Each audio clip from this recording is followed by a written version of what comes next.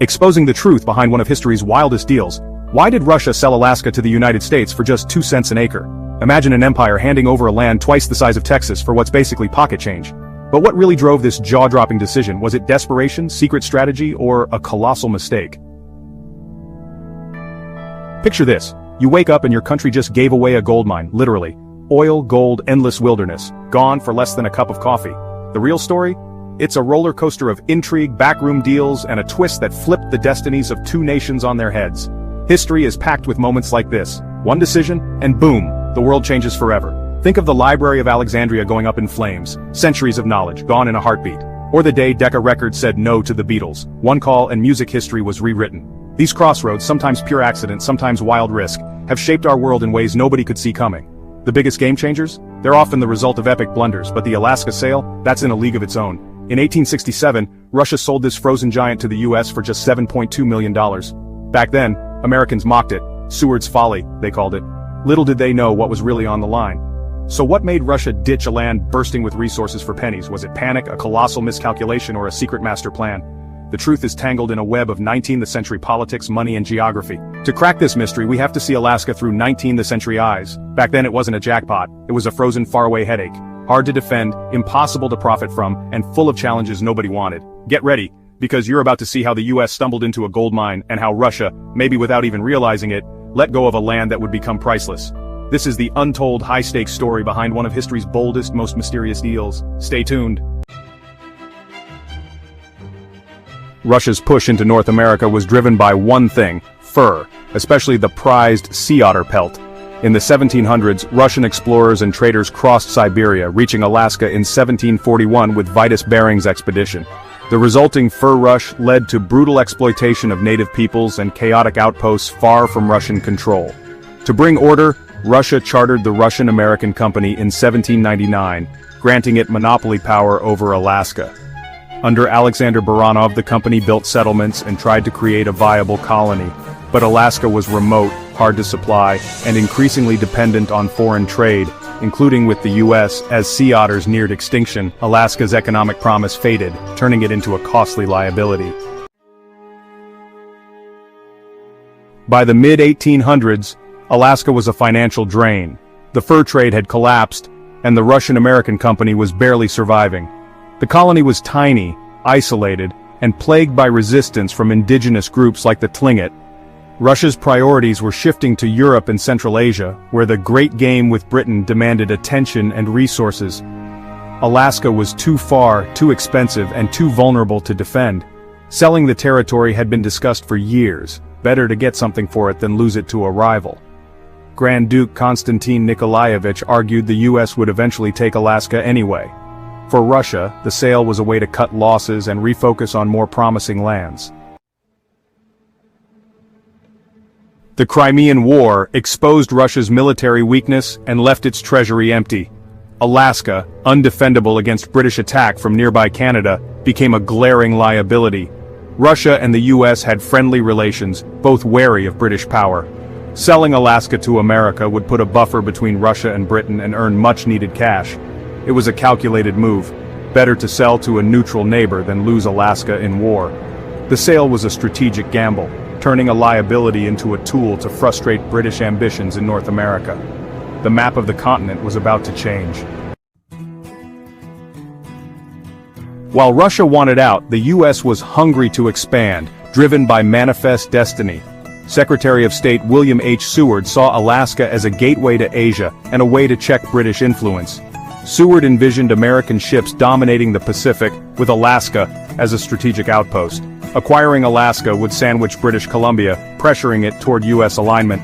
But most Americans, weary from the Civil War, saw Alaska as a frozen wasteland and balked at the cost. Seward faced an uphill battle convincing Congress and the public that Alaska was worth the gamble. The stage was set for a controversial deal. In March 1867, a pivotal moment in American history unfolded as Russian Minister Baron Eduard de Stückel arrived in Washington, D.C. to meet with U.S. Secretary of State William Seward. The world was changing rapidly, and both men sensed an opportunity that could reshape the map of North America. Russia, eager to offload its distant and hard-to-defend Alaskan territory, saw the United States as a willing buyer. For Seward, the chance to expand American territory was irresistible, despite the risks and uncertainties. The two diplomats met for an intense, all-night negotiation session, poring over maps and legal documents by candlelight. By dawn, they had reached a swift agreement. The United States would purchase Alaska for $7.2 million, a sum that seemed both enormous and suspiciously low for such a vast expanse of land. The deal was struck with remarkable speed, reflecting both the urgency and secrecy surrounding the negotiations. Seward wasted no time, rushing the freshly inked treaty to the Senate for approval. But the American public and many politicians were deeply skeptical. Newspapers across the country ridiculed the purchase, dubbing it Seward's Folly and Seward's Icebox. Political cartoons mocked the idea of buying a frozen wasteland, and critics questioned the wisdom of spending millions on what they saw as a barren, icy wilderness. Undeterred, Seward launched a passionate campaign to win over Congress and the public. He argued that Alaska's resources, its timber, fisheries, and potential mineral wealth, would one day prove invaluable.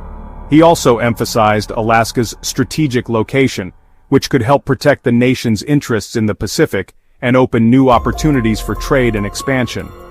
Seward's marathon speech before the Senate, combined with lingering goodwill toward Russia for its support of the Union during the Civil War, gradually shifted opinions. After heated debate, the Senate ratified the treaty by a decisive vote of 37-2, marking a major diplomatic victory for Seward and the administration. Yet, the battle was not over. The House of Representatives, preoccupied with the impeachment proceedings against President Andrew Johnson, delayed the appropriation of funds needed to complete the purchase. Political turmoil and competing priorities meant that the fate of Alaska hung in the balance for more than a year. During this period, rumors swirled through the halls of Congress. Whispers of bribery and backroom deals circulated, with some alleging that money and favors were exchanged to secure the necessary votes. Despite the controversy, in July 1868, the House finally approved the payment and the deal was officially completed. The United States had acquired a vast and mysterious new territory, stretching across thousands of miles of rugged wilderness. Most Americans, however, remained unconvinced. Many saw Alaska as a remote, frozen outpost with little to offer, and the purchase continued to be a source of national debate and skepticism. It would take decades for the true value of Alaska to become clear. Hidden beneath its icy surface were riches beyond imagination, gold, oil, and natural resources that would one day transform the region and vindicate Seward's bold vision.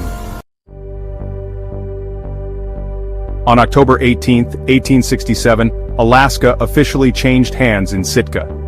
Russian settlers faced an uncertain future, while native Alaskans were transferred without consent. In the U.S., the purchase was ridiculed as a wasteful folly. Few saw any value in the frozen land. In Russia, the sale was a quiet, pragmatic move, shedding a burden and annoying the British. Internationally, Britain watched warily as the U.S. gained a new foothold in the Pacific. The world didn't yet grasp the long-term significance of the deal. Alaska's fate was now tied to America's ambitions.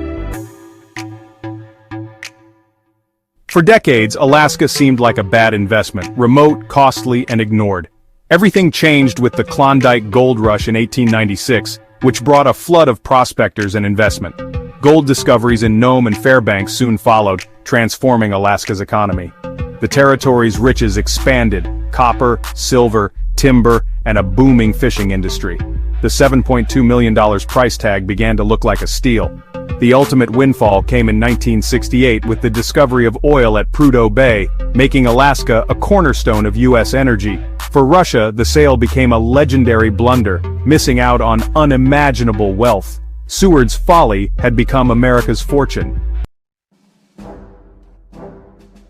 Today, the Alaska Purchase is remembered as one of history's most debated decisions, a move that many in Russia would come to regret, and one that Americans would celebrate for generations. At the time, few could have predicted the far-reaching consequences of this transaction. For Russia, the sale was seen as a way to rid itself of a distant, hard-to-defend territory, one that seemed to offer little value compared to the vastness of the Russian Empire. Yet, in hindsight, the decision would echo through the centuries, shaping the destinies of two great nations. For the United States, the acquisition was a bold gamble, one that would soon be recognized as a masterstroke of diplomacy and vision. The American flag rising over Alaska marked not just a change in ownership, but the beginning of a new era of opportunity and expansion. Decades later, Alaska's true strategic value became undeniable. During World War II, its location proved critical for defending North America, serving as a vital outpost against potential threats from across the Pacific. In the tense years of the Cold War, Alaska transformed into a front line of early warning systems and military installations, watching the skies for signs of conflict. The vast, icy expanse became a shield and a sentinel, its remote outposts and radar domes standing guard over the continent. Alaska's role as a military outpost and early warning site cemented its place in American defense strategy. Today, as climate change opens new Arctic shipping routes and makes once inaccessible resources available, Alaska's economic and geopolitical importance continues to grow. The state is now a gateway to the Arctic, a hub for energy extraction, and a focal point for international competition. Modern Alaska is a land of opportunity and challenge, where bustling ports, thriving cities, and vast oil pipelines stretch across the tundra. Its significance to the United States is greater than ever, both as a source of wealth and as a strategic stronghold. The Alaska Purchase stands as a powerful lesson in the unpredictability of history.